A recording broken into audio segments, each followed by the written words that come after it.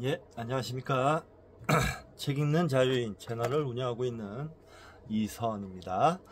오늘은 2025년 8월 29일. 8월도 이제 다 갔네요. 금요일. 지금 시각은 오후 12시 48분입니다. 저는 오늘 어제 실어놨던 물건 명천에 가서 내려주고, 또 경산에서 경주 오는 물건 내려주고 일찍 끝냈습니다. 끝내서 12시 반 정도에 들어왔나?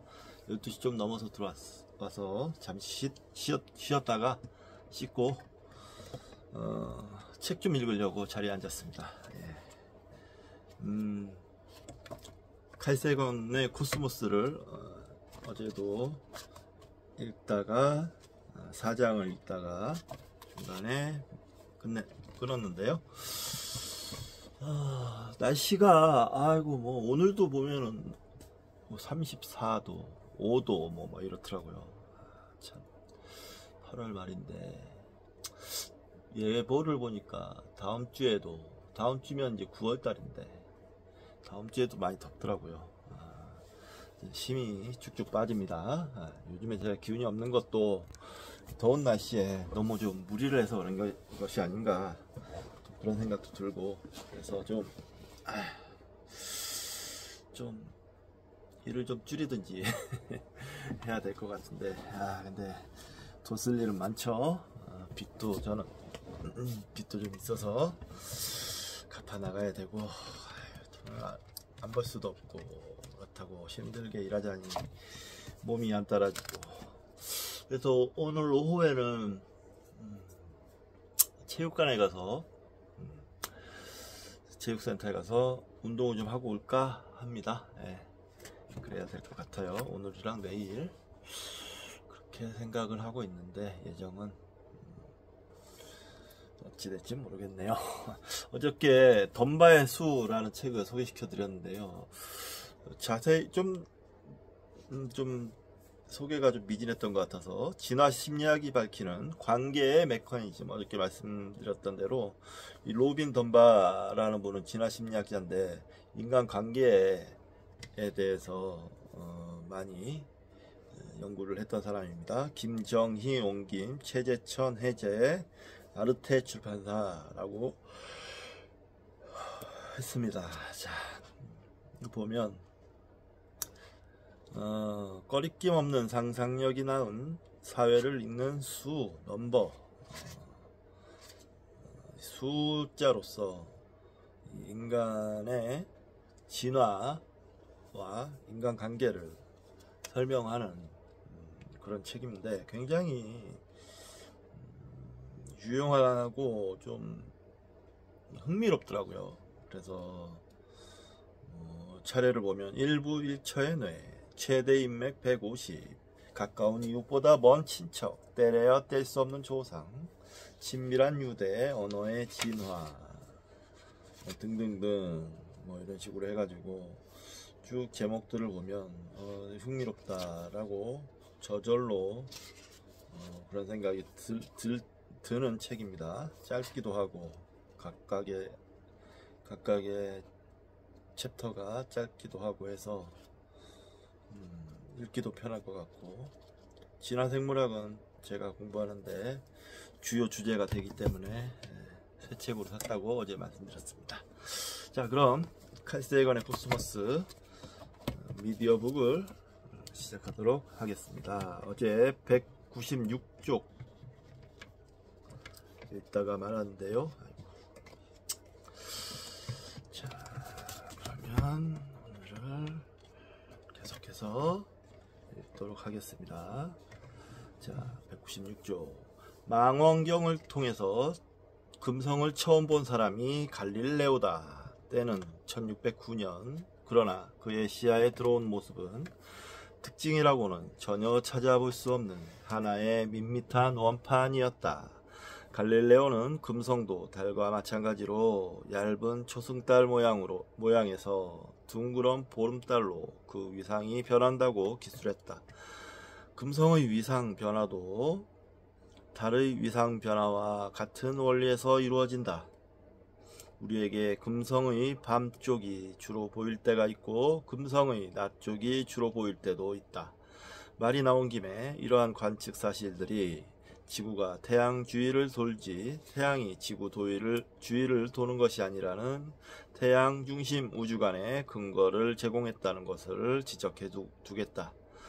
갈릴레오 이후에 광학 망원경의 구경이 점점 커졌고 동시에 망원경의 분해능도 높아졌다. 가로 열고 분해능은 미세한 모습을 구별해서 볼 수 있는 능력으로서 분해 가능한 최소 각거리로 표시된다. 분해능이 좋을수록 더 미세한 구조를 알아볼 수 있다. 그럼에도 불구하고 망원경으로 보이는 금성의 모습은 갈릴레오 시대와 별로 다르지 않다. 확실히 금성은 두껍고 불투명한 구름으로 덮여 있다. 우리가 아침 혹은 저녁 하늘에서 보는 샛별의 밝은 빛은 금성의 구름에 반사된 태양의 빛인 것이다. 그러나 이러한 발견 이후 수세기가 지나도록 그 구름의 성분이 무엇인지 도무지 알아낼 수가 없었다. 금성의 표면을 들여다볼 방법이 없던 시기에 어떤 과학자들은 금성의 지표면이 석탄기의 지구처럼 늪지라는 묘한 결론을 이끌어냈다. 그들의 논리는 논리라고 취급해줘도 좋을지 모르겠지만 이런 식으로 전개됐다. 저는 금성 표면에서 아무것도 볼 수가 없어요. 왜죠? 완전히 구름으로 덮여서 그렇죠. 그 구름들은 무엇으로 만들어진 건데요? 물론 물이죠. 그러면 왜 금성의 구름이 지구의 구름보다 더 두껍습니까? 그곳에 물이 더 많기 때문이죠. 그럼 구름에 물이 더 많다면 표면에도 물이 더 많아야 할 텐데 어떤 종류의 표면이 아주 습하죠? 늪지죠. 금성 표면에 늪지가 있다면 금성에 소철나무와 잠자리 그리고 심지어 공룡까지 있어야 하지 않을까? 결국 금성에서 그 어떤 물체나 지형 지물들을 알아볼 수 없다는 관찰에서 어처구니 없게도 금성이 생물로 가득해야만 한다는 결론이 도출됐다. 금성의 구름에 아무런 특징이 없다는 사실이 오류에 빠지기 쉬운 인간의 습성을 드러낸 셈이다. 우리가 살아있다는 사실에서 우리는 그 어딘가에 생명이 있을 것이라는 생각을 항상 하게 된다. 그러나 생명의 존재 여부는 보다 주의 깊은 증거의 축적과 평가를 통해서 판단해야 할 사항이다. 결국 금성에는 생물이 없다는 것이 밝혀졌다. 금성의 정체에 대한 최초의 단서는 유리 덩어리로 만들어진 프리즘이나 평면 유리에 가는 줄을 균일한 간격으로 그려 넣은 회절 격자의 덕분에 확보할 수 있었다. 보통의 백색광이 슬릿의 좁은 틈을 지나서 프리즘을 통과하거나 회절 격자면을 비스듬하게 비추게 되면 무지개 색깔의 띠가 펼쳐지는데 이 띠를 분광 스펙트럼 또는 그냥 줄여서 스펙트럼이라고 한다.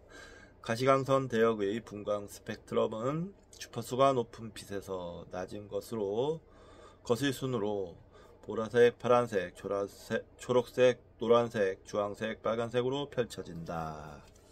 예, 주표시가 있습니다. 빛은 골과 마루로 연결되는 파동이다. 주파수란 정해진 위치를 단위 시간에 통과하는 골이나 마루의 개수를 의미한다. 빛을 감지할 수 있는 망막의 한 지점 단위 시간 동안에, 즉 1초 동안에 파동의 골이나 마루가 몇 개나 지나가느냐에 따라 그 빛의 주파수가 결정된다. 주파수가 높을수록 에너지가 큰 빛이다.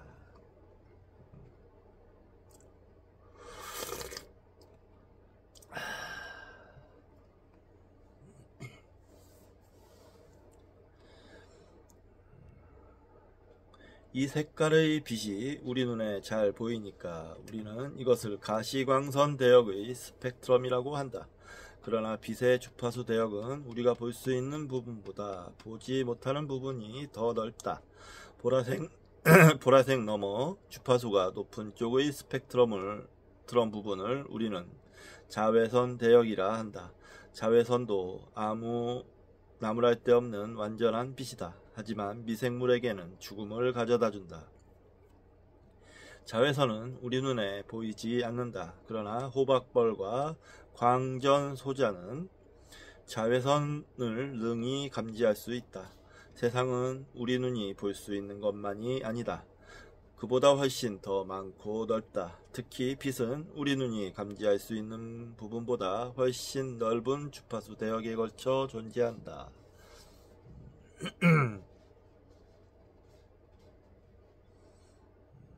보면 이제 감마선, X선, 자외선, 보파초노주 빨강, 적외선, 자외선, 적외선. 자라는 게 자주색 할 때 자죠. 자주색의 바깥쪽. 적은 빨간색의 적이니까 적외선이라는 건 빨간색의 바깥쪽. 이렇게 되는 거죠. 적외선, 그 다음에 전파 이렇게 되어 있습니다. 자외선 너머의 스펙트럼은 X선이고 그 너머에는 감마선 영역이 있다. 낮은 주파수 쪽으로 가면 빨간색 너머에 적외선 대역이 있다. 우리 눈에는 빨간색 너머는 어둠일 뿐이다. 그러나 그 자리에 열에 민감한 온도계를 놓으면 눈금이 올라간다. 이러한 관찰을 통해 적외선이 처음 발견됐다. 우리 눈에는 보이지 않지만 온도계 내의 수는 팽창시킬 수 있는 열기를 가진 빛이 분명 거기에 있었던 것이다. 불순물이 적절히 첨가된 반도체나 방울뱀은 적외선을 아주 잘 감지한다. 적외선 너머의 넓은 주파수 대역을 우리는 전파 대역이라 부른다. 라디오 웨이브 전파 대역. 감마선에서 전파 대역까지 모두 다 당당한 빛이다. 천문학에서는 이 모두를 다 유용하게 이용한다. 그러나 눈의 한계로 인해 인간은 가시광선이라고 하는 아주 좁은 띠 모양의 무지개를 편애하며 살아간다. 1844년 철학자 오귀스트 콩트는 영원히 미지로 남겨져 있을 것으로 예상되는 지식의 예를 찾고 있었다. 그는 별과 행성이 무엇으로 이루어져 있는지에 대한 문제를 자신이 찾던 완벽한 사례라고 생각했다. 별에 직접 가볼 수도 없고 시료를 채취할 수도 없으니 별의 구성 성분을 영원히 알 수 없을 것이라고 생각했던 것이다. 그러나 콩트가 죽은 지 겨우 3년 후에 스펙트럼으로부터 화학 성분을 결정할 수 있다는 사실이 밝혀졌다. 서로 다른 화학 성분의 물질은 서로 다른 주파수 또는 다른 색깔의 빛을 흡수한다. 따라서 분자나 원소의 종류에 따라 흡수하는 빛의 주파수 또는 파장이 각기 다르다. 흡수하는 빛의 주파수는 감마선에서 전파 대역까지 스펙트럼 어디에도 올 수 있다. 예를 들어 지구대기를 통과한 태양광선의 스펙트럼에 하나의 어두운 선이 나타났다고 하자. 그렇다면 해당 주파수의 빛으로는 슬릿의 이미지를 만들 수 없었다는 뜻이고, 이것은 바로 그 주파수에 해당하는 태양광선이 슬릿에 닿지 않았다는 이야기다. 즉 태양광선이 지구 대기를 거쳐오는 동안에 특정 주파수의 빛만 선택적으로 흡수한 것이다. 지구 대기를 구성하는 특성 성분의 분자나 원소가 바로 그 주파수의 빛을 흡수했을 것이다. 어떤 물질이든 그 물질 고유의 분광학적 특성이 있게 마련이다. 이러한 원리를 이용하면 지구에서 무려 6천만 킬로미터나 떨어져 있는 금성 대기의 화학 조성도 여기 지구에 그대로 앉아서 식별할 수 있다. 어디 그뿐인가 태양의 구성 성분을 점칠 수 있고 자기장이 강한 A형 별의 대기에 유로듐이라는 원소가 특별히 많다는 사실도 귀신같이 알아낸다. 가로 열고 사실 헬륨은 지구에서 발견되기 전에 태양에서 먼저 발견된 원소다. 과학자들은 그리스의 태양신 헬리오스의 이름을 따서 그 원소의 이름을 지었다. 별만이 아니다. 별보다 훨씬 더 먼 거리에 있는 은하들도 분광 분석의 대상이 된다. 수천억 개의 별들이 내놓은 빛의 무지개에서도 우리는 은하의 화학 조성을 알아낼 수 있다. 전체 분광학은 신비의 기술이다. 콩트가 예를 들 때 하필 별의 화학 조성을 운운한 일은 매우 운수가 나쁜 탓일 게다. 네.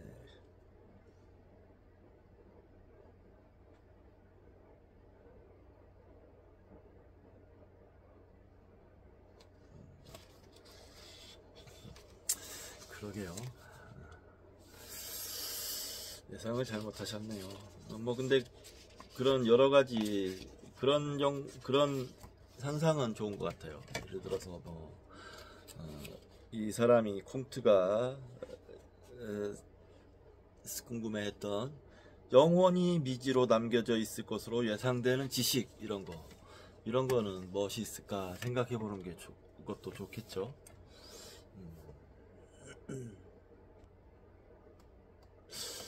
우주 탄생 이전?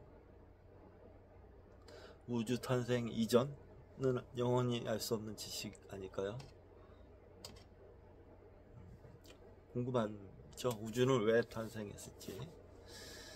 그 어떤 뭐 무에서 창조가 됐다고도 하는데, 아무튼 그 원소보다도 훨씬 작은 그 어떤 것이 대폭발을 일으켰다는 거 아니에요? 대폭발을.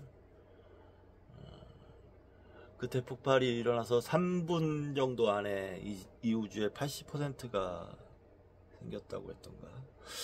이게 또 까먹었습니다. 막 그런 내용도 좀 들었었는데. 옛날에 최초의 3분이라는 책에서 읽긴 읽었는데, 이 과학책이 되나 보니까 너무 어려웠어요. 그래가지고 잘 이해가 안 가서 다 거의 잊어버렸는데. 자, 금성이 물로 가득하다면 스펙트럼에서 수증기 때문에 생긴 흡수선들을 쉽게 발견할 수 있을 것이다. 하지만 1920년경 윌슨산 천문대에서 최초로 시도된 금성의 분관 관측에서는 금성 대기의 구름에 수증기가 많다는 단서나 흔적을 하나도 발견할 수 없었다. 단지 금속의 표면이 건조한 사막으로서 규산염 성분의 미세한 고체 티끌들만이 낮게 떠다닐 것이라는 예측을 할 수 있었다. 이후의 연구를 통해서 금성 대기에 엄청난 양의 이산화탄소가 있음이 밝혀졌다. 어떤 과학자들은 이 발견을 행성의 모든 수분이 탄화수소들과 결합하여 이산화탄소를 형성하기 때문이라고 해석했다.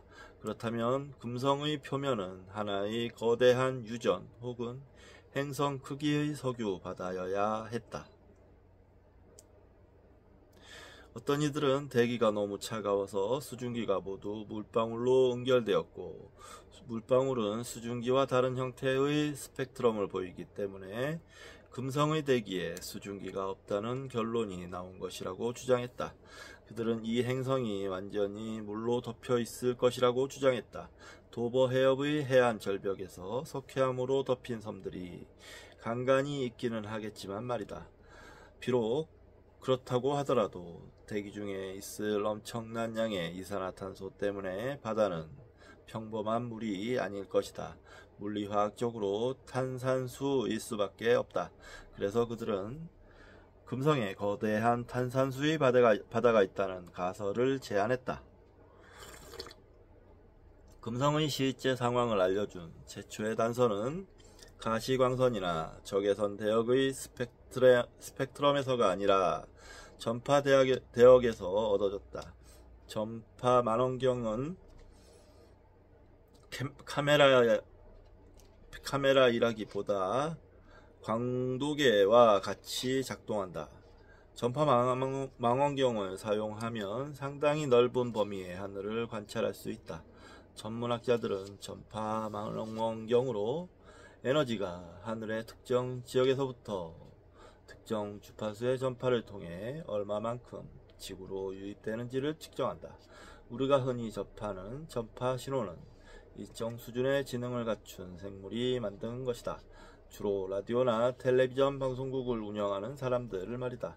그러나 자연 그대로의 물체들도 여러가지 이유에서 전파 신호를 방출한다. 그중 한 가지 이유는 뜨겁기 때문이다. 고온 물체도 전파를 낸다는 말이다. 1956년 초였다. 전파 망원경을 금성 쪽으로 돌렸더니 금성이 전파를 방출하고 있음을 처음 알게 됐다. 수신된 전파 신호를 분석한 결과 금성의 온도가 매우 높다고 추측할 수 있었다. 그러나 금성의 표면이 정말 놀랍게 뜨겁다는 사실에 대한 실질적 증거는 구소련이 수행한 베네라 우주선 계획이 가져다 줬다. 금성은 지구에서 가장 가까운 행성이지만 불투명한 대기층 때문에 광학적 방법으로 표면까지 접근하기가 불가능했다. 그 까닭에 금성은 늘 신비의 세계로 남아있었다. 그렇지만 베네라 우주선이 최초로 두꺼운 구름총을 통과해서 표면에 착륙해 보니 금성은 타는 듯이 뜨거운 곳이었다. 늪지도 유전도 탄산수의 바다도 없었다. 불충분한 자료에 근거한 추론은 우리를 쉽게 오류의 늪에 빠지게 한다. 불지옥 같은 곳이었나 보군요. 지금 이 지구는 35도, 36도만 돼도, 35도만 돼도 더워 죽겠는데 그런 데서 못 살겠네요. 네. 우리가 친구와 인사를 나눌 때 일어나는 상황을 빛과 연계시켜 살펴보자. 태양이나 백열등에서 나온 빛이 상대방 얼굴에 일단 반사된다. 우리는 반사된 빛을 보고 상대가 누구인지 알아본다. 그러나 유클리드와 같이 똑똑한 사람을 포함해서 많은 고대인들은 눈에서 발산된 빛이 보고자 하는 물체에 직접 닿아서 우리가 그 물체를 알아볼 수 있다고 믿었다. 이것은 자연스러운 생각이고 여전히 이런 생각들을 하는 사람들이 우리 주위에 많다. 그렇지만 이러한 설명으로는 우리가 어째서 어두운 방에서 물체를 알아볼 수 없는지 이해할 수 없다. 오늘날 우리는 레이저와 광전지 혹은 전파 발진기와 전파 망원경 등을 조합하여 멀리 있는 물체에 직접 닿도록 빛을 송출할 수 있다. 전파 천문학에서는 지상에 설치한 전파 망원경으로 전파를 쏘고 그것이 금성의 지구 쪽 면에 반사되어 되돌아오게 한 다음 그 반사된 전파 신호를 수신하여 세기를 측정한다. 어떤 주파수 (가로 파장의) 전파는 금성의 구름과 대기층을 완전히 투과할 수 있다. 금성 표면에까지 도달한 전파는 표면에서 장소에 따라 흡수되기도 하고 주변으로 분산되기도 한다. 그러므로 이런 지역에서 되돌아온 신호는 미약할 것이다. 즉 이러한 성격의 지역들은 전파 세기 지도에서 주위보다 어둡게 나타날 것이다. 한편 금성도 자전한다. 그러므로 전파 세기 지도에 드러난 무늬가 일정한 주기로 나타났다 사라지기를 반복할 것이다. 이러한 관측을 반복 수행하면 금성의 자전 주기를 정확하게 측정할 수 있다. 멀리 있는 별들에 대해서 금성은 지구 시간으로 243일 만에 한 번씩 자전한다. 자전을 이렇게 느리게 하는군요. 243일 만에 한 번 자전한다고? 굉장히 느리네요. 그러나 자전의 방향이 다른 태양계 행성들과는 반대다. 예, 그렇다고 하더라고요. 금성은 반대로 돈다고 들었어요. 결과적으로 금성에서는 서쪽에서 해가 떠서 동쪽으로 진다. 일출에서 다음 일출까지 지구 시간으로 118일이 걸린다. 금성의 공전과 자전에는 신기한 점이 또 하나 있다. 지구에 가장 근접할 때마다 금성에 금성의 동일한 면이 지구를 향한다. 금성이 자신의 공전과 자전을 지구의 공전운동과 절묘하게 맞추지 않는다면 이러한 일은 일어날 수 없을 것이다. 금성이 지구의 인력권 내에서 어떻게 지구와 이렇게 잘 공조할 수 있게 됐는지 아직 잘 모르겠지만 짧은 기간에 이루어진 것은 확실히 아니다. 금성의 나이를 수천 년 정도로는 결코 볼 수 없고 내행성계의 다른 천체들만큼 오래됐다는 점이 확실하기 때문이다.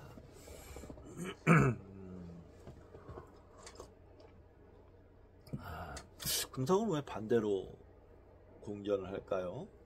그리고 왜 이렇게 자전 속도가 느릴까요?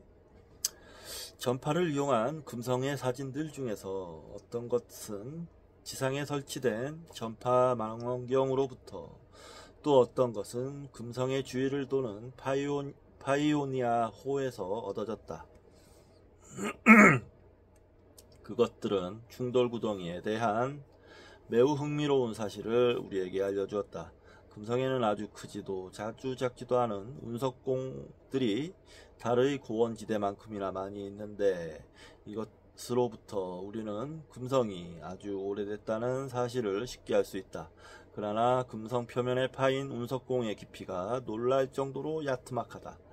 표면의 고온 상태가 암석을 장기간에 걸쳐 흘러내리게 하기에 알맞기 때문이라고 이해할 수 있다. 말랑말랑한 타피나 사탕 또는 고무 찰흙에 예리한 흔적을 만들어 놓아도 시간이 얼마 경과하면 그 예리하던 흔적이 사라진다. 처음에는 금성 표면에 깊게 파인 계곡이라도 세월이 지나면서 완만하게 뭉그러졌을 것이다.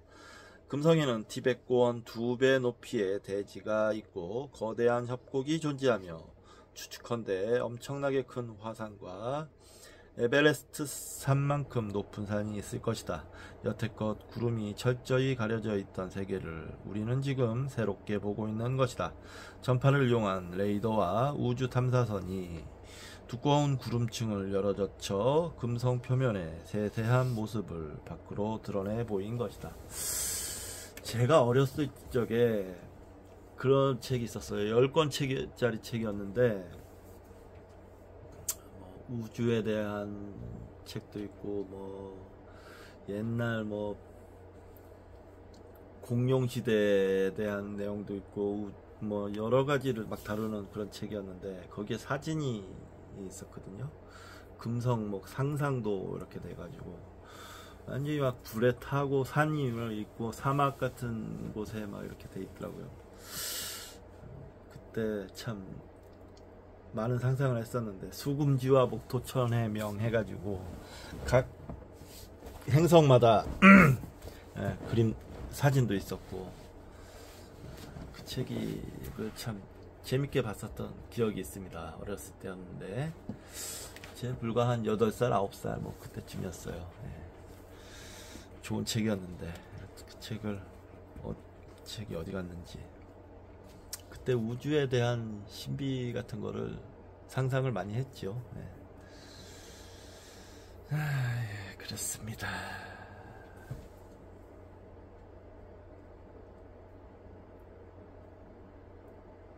처음에는 전파 천문학을 통해 유추했고 나중에 우주선으로 직접 측정해 확인할 수 있었던 금성 표면의 온도는 가정용 오븐의 최고 가열 온도보다 더 높다. 섭씨로 대략 480도, 화씨로는 900도에 이르는 고온이다. 그리고 표면의 대기압은 90기압에 육박한다. 지구 대기에서 우리가 느끼는 압력의 90배라는 말이다. 지구에서는 해수면에서 수심 1km까지 내려가야 이만한 압력을 느낄 수 있다. 금성에서 오래 견디게 하려면 우주선을 잠수정처럼 만들어야 할 뿐 아니라 우주선에 냉각장치도 갖추어야 할 것이다.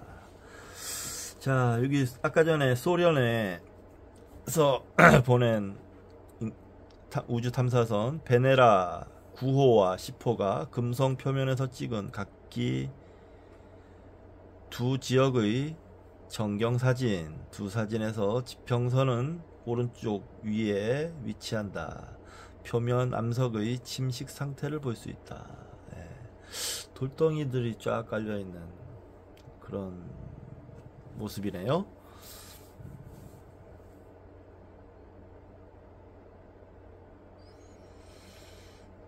구소련과 미국에서 만든 연합은대의 우주선들이 고밀도의 금성 대기 내부로 진입해서 짙은 구름층을 통과할 수 있었다. 그중 몇 대는 실제로 표면에서 1시간 정도 견디기도 했다. 주 표시가 있습니다. 1978년에서 79년에 미국이 보낸 금성 파이오니아호는 성공적으로 임무를 수행했다. 금성 파이오니아호는 궤도선 하나와 4대의 대기 도립 탐사구로 구성된 하나의 선단이었다. 4대 중 둘이 잠시 동안이나마 금성 표면의 험악한 조건을 용케 견뎌낼 수 있었다. 행성을 탐사하기 위하여 우주선을 활용하는데 예상치 못한 어려움이 많았다. 예를 하나 들어보겠다. 대기 도립 탐사구 하나에 탑재한 여러가지 실험기구 가운데 순 플럭스 복사 측정계가 있다. 이것은 금성 대기의 각 지점에서 상하로 흐르는 적외선 복사의 플럭스를 측정하도록 고안된 측정기였다. 고압에 견뎌야 하므로 탐사구는 우선 튼튼해야 했으며 적외선을 통과하는 창의 설치가 필수 조건이었다. 해결책으로 13.5캐럿의 다이아몬드를 수입해서 알맞은 크기의 창으로 가공한 다음 탐사구에 붙였다. 그러나 제작 담당 측은 다이아몬드 수입 관세로 12,000달러를 미국 세관에 지불해야 했다. 그러나 관세청은 금성으로 보내진 이 다이아몬드는 앞으로 지구상에서의 상거래 대상이 될 리 없다고 판단한 뒤 세금을 제작자에게 환불해 주었다고 한다.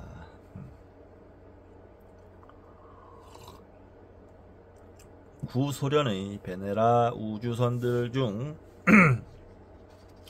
2대는 금성 표면에서 사진을 찍기까지 했다.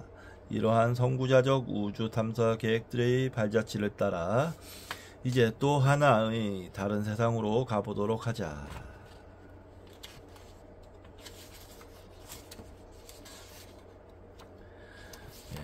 가시광선으로 보면 옅은 노란색의 금성 구름들을 어느 정도 분간해 볼 수 있지만 갈릴레오가 처음 언급했듯이 금성은 실제로 별다른 특징이 없는 것처럼 보인다. 그러나 자외선으로 사진을 찍어보면 우아하고 복잡한 형태의 소용돌이가 대기 상층부에 나타나는 것을 알 수 있다. 자외선 사진으로 측정한 풍속은 초속 100m, 즉 시속 360km였다. 초속 100m? 엄청나게 바람이 많이 부네요.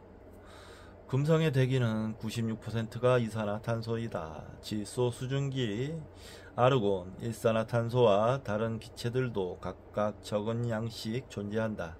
탄화수소와 탄수화물의 양은 전체 대기의 1000만분의 1 이하의 수준이다. 알고 보니 금성의 구름들은 완전히 농축된 황산의 용액이었다. 미량의 염산과 플루오르화수소산도 존재한다. 상층부의 비교적 서늘한 구름에서도 금성은 완전히 몹쓸 세상이었던 것이다. 몹쓸 세상이라고까지 뭐 그냥 그런 세상인 거지 뭐. 눈에 보이는 구름층보다 더 높은 고도 약 70km 고공에는 작은 입자들로 구성된 옅은 안개가 연속적으로 펼쳐져 있다. 금성에서 고도 60km까지 구름 속을 파고 들어가면 농축된 황산 방울에 둘러싸여 있는 자신을 발견하게 될 것이다. 황산 방울에 둘러싸여 있다니 생각만 해도 끔찍한 노릇이다. 더 밑으로 내려가면 구름 입자들이 점점 커진다. 지독한 냄새의 이산화황이 대기 하층부에 미량 존재한다. 이산화황 분자들은 구름 위로 올라갔다가 태양의 자외선으로 일단 해리되고 해리된 황이 다시 물과 결합하여 황산을 만든다. 황산 기체가 응결하여 황산 액체가 되면 밑으로 가라앉고 낮은 고도에서 높은 열 때문에 다시 이산화황으로 황과 물로 분해된다. 이렇게 해서 황순환의 한 주기가 완성되는 것이다.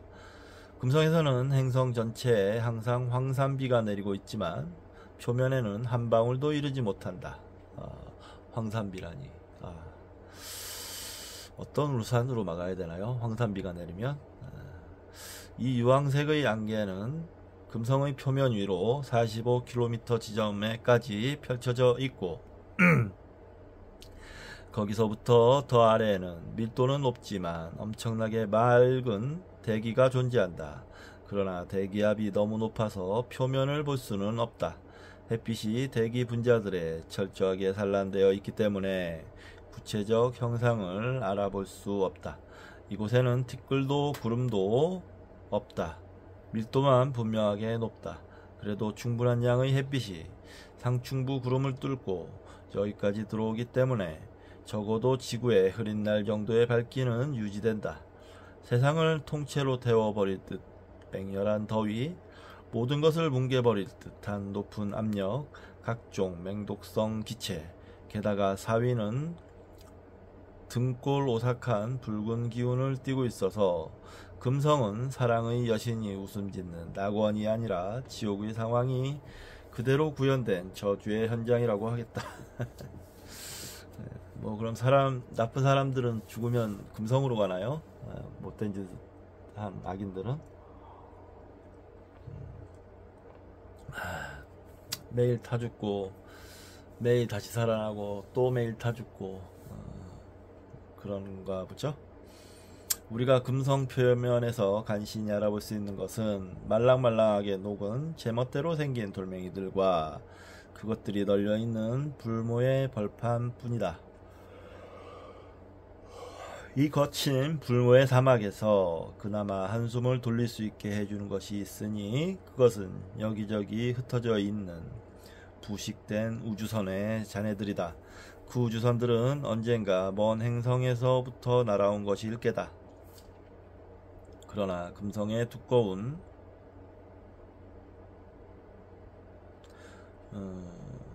유독성 대기의 바깥에서는 이것들의 존재를 알아볼 길이 없다. 이게 무슨 말이죠? 우주선의 잔해? 지구에서 보낸 우주선의 잔해라는 뜻인가요? 주표시가 있으니까 보겠습니다. 이렇게 숨막힐 듯한 환경에서는 비록 그들이 우리와 근본적으로 다른 생물이라고 하더라도 그 어떤 것도 유기체로 살아남을 수 없을 것이다. 유기화합물과 그 외의 상상할 수 있는 그 어떤 생물학적 분자라 해도 이러한 환경에서는 작은 조각으로 쉽게 분해되기 때문이다. 그러나 마음 내키는 대로 지적인 생물이 한때 이러한 행성에서 진화했다고 상상해보자. 그들에게도 과학이 있었을까?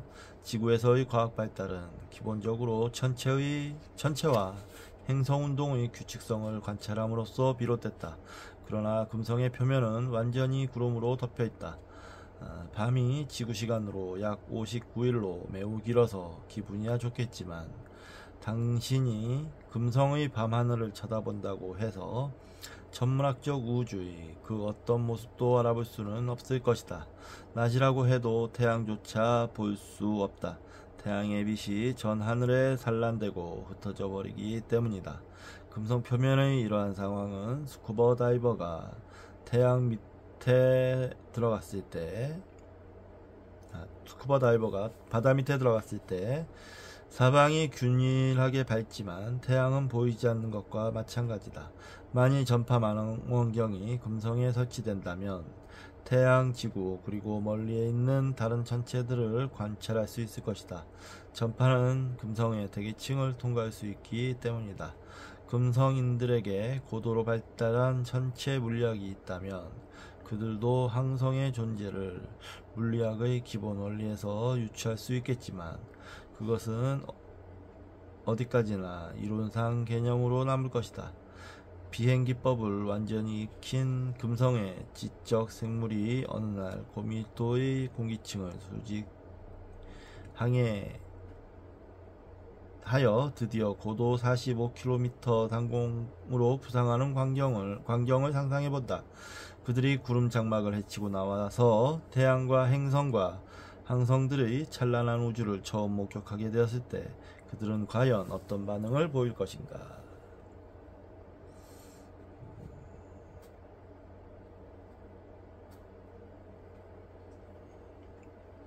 금성은 전 행성 규모에서 대참사가 벌어지는 내행성계의 한 세계이다. 표면의 고온 상태가 온실 효과에서 야기됐다는 설명이 최근에 논리적으로 충분한 설득력을 얻게 됐다. 태양의 가시광선 대역의 빛이 금성의 반투명 대기와 구름층을 통과하여 지표에 흡수된다. 이렇게 가시광선으로 데워진 표면은 복사열을 우주로 내보내려고 한다. 금성이 뜨겁다고는 해도 태양보다는 훨씬 차갑기 때문에 가시광선 대역이 아닌 적외선 대역에서 주로 복사열을 방출할 것이다. 그런데 금성의 대기에 있는 이산화탄소와 수증기들이 적외선 복사열을 거의 완벽하게 차단한다. 그러므로 열복사가 우주공간으로 나가지 못하고 금성 대기에 갇혀 표면 온도는 점점 상승한다. 대기 밖으로 새어나가는 조그만 양의 적외선 복사열이 하층 대기와 지표에서 흡수된 태양 복사의 양과 겨우 평형을 이루어 상쇄될 때까지 표면 온도는 상승할 것이다. 여기 금성 대기에 있는 이산화탄소와 수증기 분자의 주표시가 있는데요. 금성 대기의 수증기 함량은 아직도 조금은 불확실하다. 금성 파이오니아호의 대기 돌입 탐사구에 장착한 기체 크로마토그래피의 측정 결과에 따르면 하층 대기의 수증기 함량이 대략 0.1% 수준에 이르는 것으로 밝혀졌다. 반면에 소련의 탐사선인 베네라 11호와 12호가 적외선으로 측정한 바에 따르면 이 값은 0.01% 수준으로 떨어진다. 전자의 관측값을 적용하면 이산화탄소의 수증기만 가지고 표면으로 방출되는 거의 모든 열을 차단하고 금성의 지표면 온도를 섭씨 480도 정도로 유지하기에 적절하다. 내가 좀 더 신뢰하는 후자의 값을 적용하면 이산화탄소와 수증기만 가지고 유지할 수 있는 지표의 온도는 섭씨 380도 정도이다. 함량이 0.01%든 0.1%든 수증기만으로는 금성 대기의 적외선 창을 완전히 닫을 수 없다. 적외선 대기창이 완전히 밀폐되기 위해서는 다른 종류의 대기 성분이 필요하다고 판단된다. 금성의 대기에서 발견된 소량의 이산화황, 이산화탄소 염산들은 이러한 목적의 기능을 적절히 수행할 수 있을 것으로 보인다. 최근에 금성에 파견된 미국과 소련의 우주선들이 금성 표면의 온도가 실제로 온실 효과에 기인한다는 점을 증명해준 셈이다. 무슨 말인지 하나도 모르겠습니다. 피곤하네요. 급 피곤해지네요. 우리의 이웃 세상이 무시무시하고 불유쾌한 장소인 것으로 판명이 났다. 그렇지만 금성 문제는 좀 더 다루어야 한다. 금성 그 자체로만으로도 매우 흥미로운 곳이기 때문이다. 그리스와 북유럽 신화에 나오는 많은 영웅들도 저마다 지옥에 가보고 오겠노라 요란하게 시도하지만 않던가. 상대적으로 천국인 우리의 행성을 금성이라는 지옥과 비교함으로써 우리는 또 많은 것을 배울 수 있을 것이다. 반은 사람이고 반은 사자의 형상을 한 이집트 기자의 스핑크스는 지금으로부터 약 5,500년 전에 만들어졌다. 그 얼굴은 한때 선이 또렷하고 깨끗했을 것이다. 수천 년 동안 이집트 사막의 모진 모래바람과 간헐적으로 내리는 비를 맞아서 뚜렷했던 윤곽이 지금은 많이 달아 문드러졌다. 뉴욕시에는 이집트에서 가져온 클레오파트라의 바늘이라고 불리는 오벨리스크가 하나 서 있다.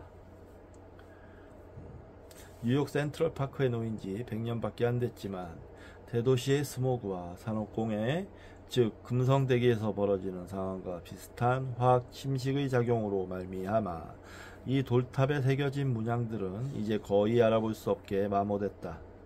지구의 침식작용이 이러한 정보들을 지워버린 것이다. 그러나 아주 느리게 진행되기 때문에 똑똑 듣는 빗방울이나 따갑게 날리는 모래알이 주는 문제가 심각하다는 사실이 쉽게 간파되었다. 산맥과 같은 큰 구조물들은 수천만 년 동안, 더 작은 충돌 운석공들은 아마도 수십만 년 동안, 그리고 규모가 큰 인간의 구조물들은 겨우 수천 년 동안만 유지된다. 더 작은 충돌 운석공들은 아마 수십만 년 동안의 주표시가 있습니다. 좀 더 정확히 이야기해보자. 지구상의 지름 10km의 충돌 구덩이는 50만 년에 하나꼴로 만들어진다. 그렇게 만들어진 구덩이는 유럽이나 북아메리카와 같이 지질학적으로 안정상태에 있는 지역에서는 침식에 약 3억 년 동안 견딜 수 있다. 이보다 작은 규모의 충돌 구덩이들은 더 자주 만들어졌고, 특히 지질학적 활동이 활발한 지역일수록 더 빨라진다. 자, 어느 정도 균일하게 진행되는 점진적 침식작용 말고도 지구에서는 크고 작은 재해로 인한 파괴 또한 무시할 수 없다. 그러한 예를 우리는 스핑크스의 코에서 볼 수 있다. 누군가가 신을 모독할 목적에서, 아니면 장난삼아 총을 쏴서 깼다고 한다. 아휴, 어떤 이들은 그 장본인이 중세 터키인 노예 기병이었다고 하고, 또 어떤 이들은 나폴레옹의 병사였다고도 한다.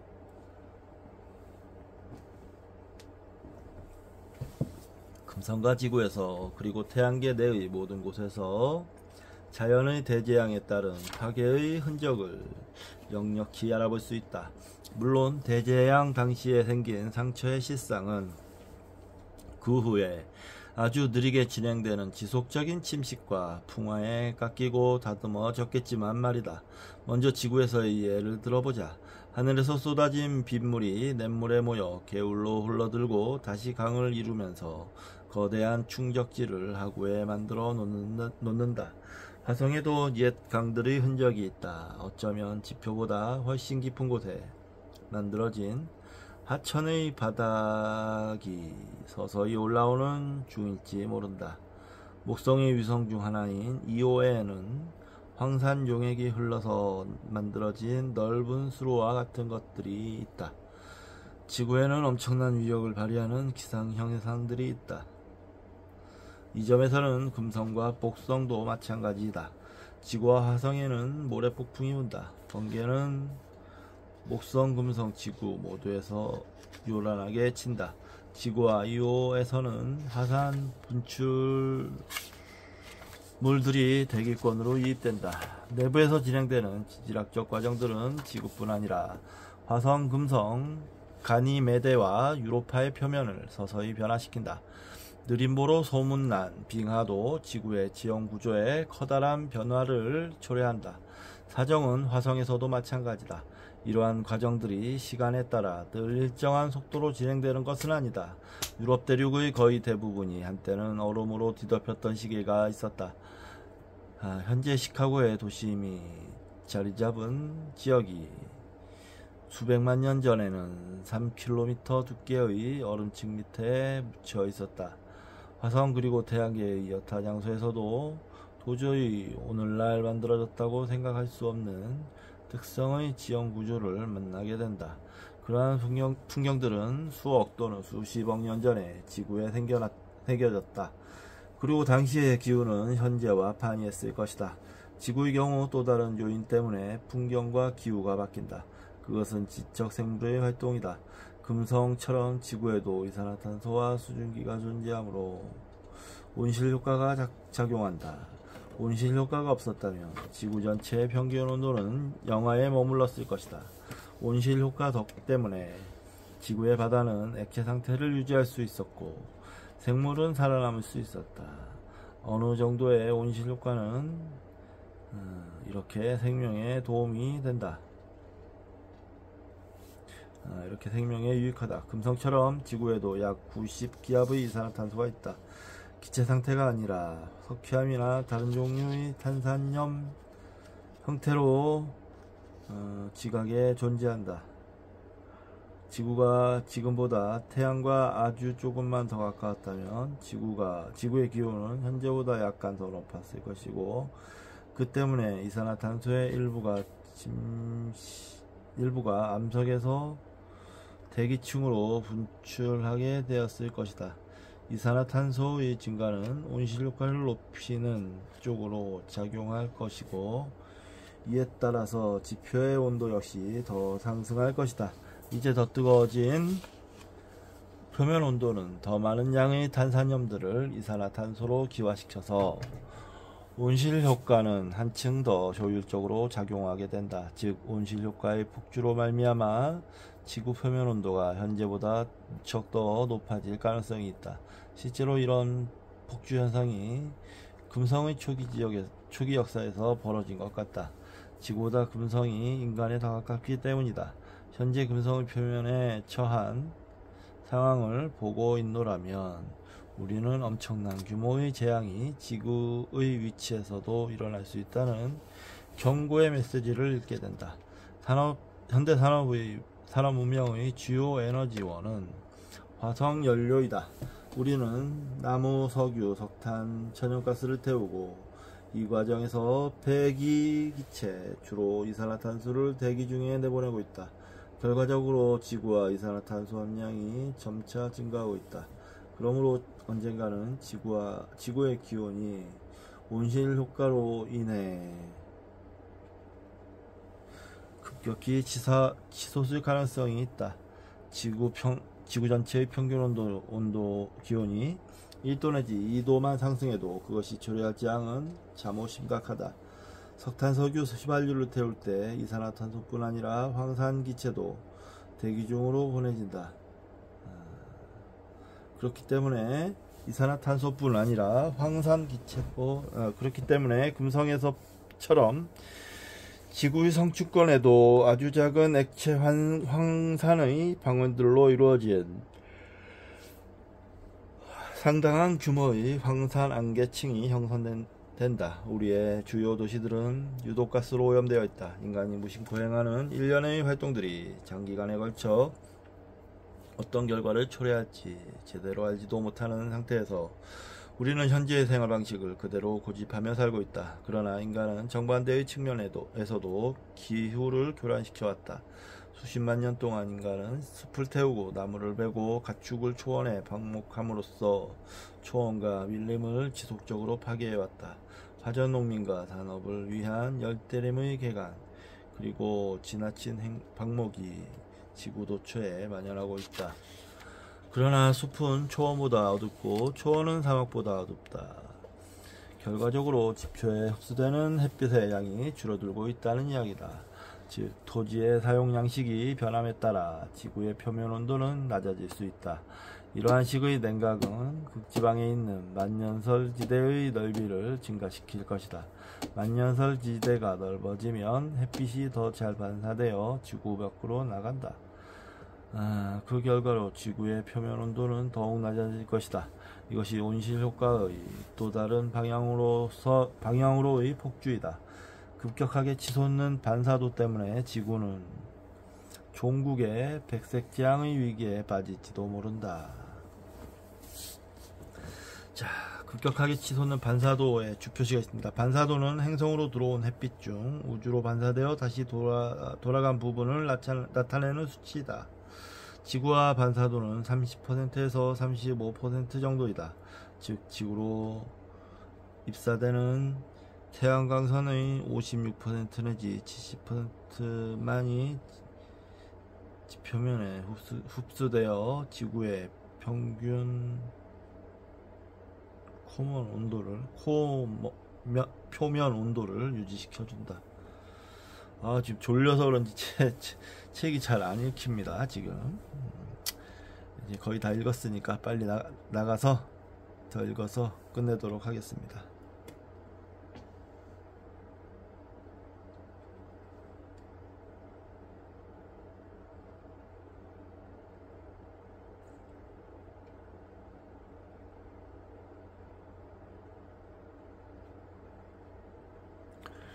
우리의 아름답고 푸른 행성 지구는 인류가 아는 유일한 삶의 보금자리이다. 금성은 너무 덥고 화성은 너무 춥지만 지구의 기후는 적당하다.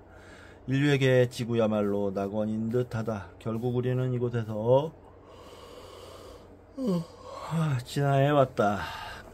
지구의 현재 기후 여건이 실은 불안정한 평형 상태일 가능성이 있는데도 불구하고 인간은 자기 파멸을 가져올 수 있는 수단들을 동원하여 지구의 연약한 환경을 더욱 교란시키고 있는 중이다.